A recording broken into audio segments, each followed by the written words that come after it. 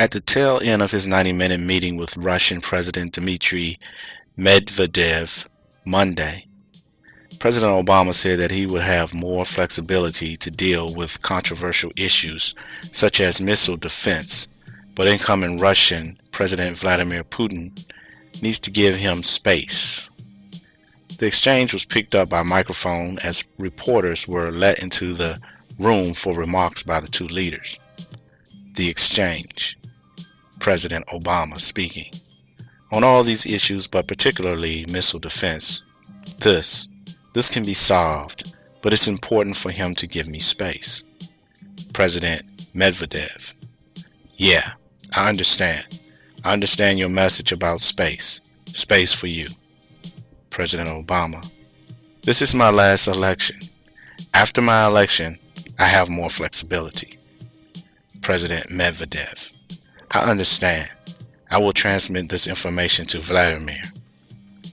When asked to explain what President Obama meant, Deputy National Security Advisor for Strategic Communications, Ben Rhodes, told ABC News that there is room for the U.S. and Russia to reach an accommodation, but there is a lot of rhetoric around this issue. There always is in both countries. A senior administration official tells ABC News, this is a political year in which the Russians just had an election. We're about to have a presidential and congressional elections. This is not the kind of year in which we're going to resolve incredibly complicated issue like this. So there's an advantage to pulling back and letting the technical experts work on this, as the president has been saying. Now, if Obama was bold enough to bring forth all of the new executive orders and bills like the NDAA during his first 4 years in office, imagine what he will do during a second term when he doesn't have to worry about campaigning for another term. How does this exchange regarding our national defense make you feel as a United States citizen? The word that comes to my mind is vulnerable.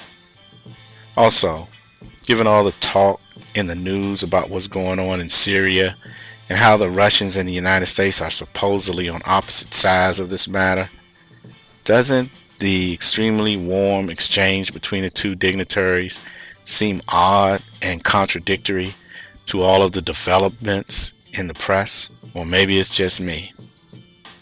Please share your thoughts. Thanks for watching. Peace and love.